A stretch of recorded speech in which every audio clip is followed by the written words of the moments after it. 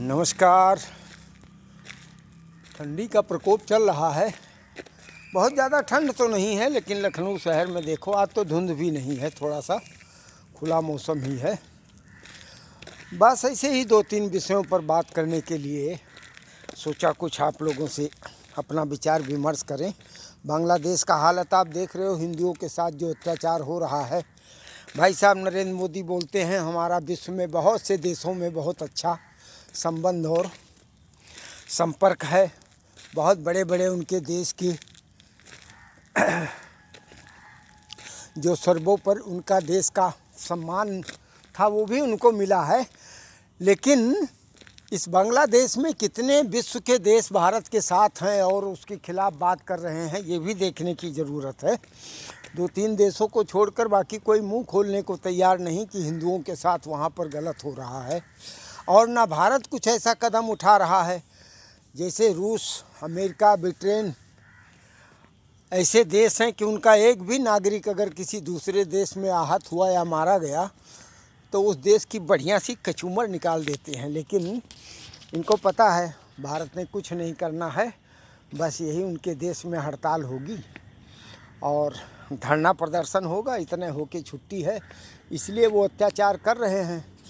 ये जो अत्याचार कर रहे हैं इनके लिए एक ही इलाज है, जब तक इनकी बढ़िया मरम्मत नहीं होती तब तक इनको समझ में नहीं आता है। और एक हमारे लखनऊ शहर में ही 25 दिसंबर को एक प्रोग्राम हुआ था जिसमें प्रधानमंत्री जी भी आए थे।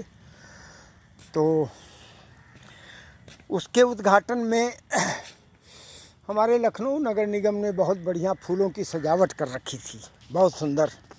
कम से कम 3-4 किलोमीटर तक लगभग 30,000 छोटे छोटे पौधे फूल के रखे हुए थे। फिर जैसे ही प्रोग्राम ख़त्म हुआ वैसे हमारे लखनऊ के भाई लोग उधर से जब गुजरने लगे तो उन्होंने सोचा फ्री का पड़ा है, फटाफट इसको ले लो।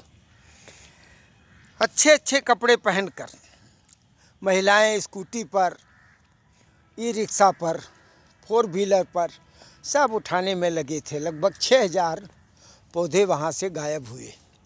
अब आप सोचिए कि आदमी की मानसिकता कितनी गंदी और गिरी हुई है।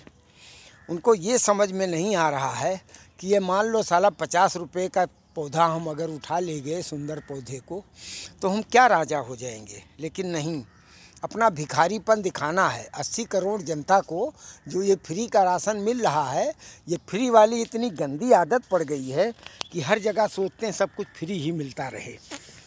यही तो था और क्या था।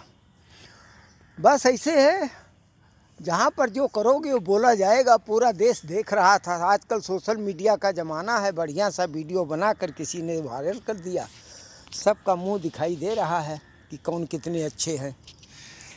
फिर आते हैं ये मामला दुर्घटना का। ये ठंडी के समय में कोहरे की वजह से दुर्घटनाएं बहुत होती हैं। दुर्घटना तो हमेशा ही होती है, लेकिन ज़िंदगी को बचा के रखो यार।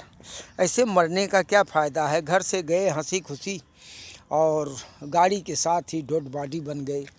लाश ही पहचान में नहीं आ रही है कि तुम ही हो कि या कोई और है। तो थोड़ा संभल के चलो, इस यात्रा को अवॉइड करो। ये सोच कर चलो कि सामने वाला हमसे भिड़ सकता है, कोई और भी घटना हो सकती है। इतना सोच समझ कर चलो, तभी ज़िंदगी बचेगी। खैर, होने को तो कभी भी कुछ भी हो सकता है, लेकिन बचाव रखना ज़रूरी है। थोड़ा सा बचाव रखो, ऐसे मरो मत। पैदा हुए और मर गए, कोई फ़ायदा नहीं भाई। पूरा परिवार का नाश हो जाता है जब कोई नौजवान या घर का कोई मुखिया समाप्त हो जाता है। बस यही सारी बात है, बहुत कुछ ज़्यादा बात करने की ज़रूरत नहीं। ठंडी में थोड़ा सा संभल के रहना। बाकी वो ठंडी कहाँ पड़ रही जो पहले पड़ती थी 3-4 महीने। अब तो मुश्किल से 35-40 दिन की ठंडी है। बस वो ठंडी कहाँ आई जो बिल्कुल जेब से हाथ निकलने ना दी, बिल्कुल ठिठुर कर दी। देखो जनवरी महीना बाकी है, हो सकता है आ जाए। ठीक है, अपना ख्याल रखना, खुश रहना, स्वस्थ रहना। जय हिंद।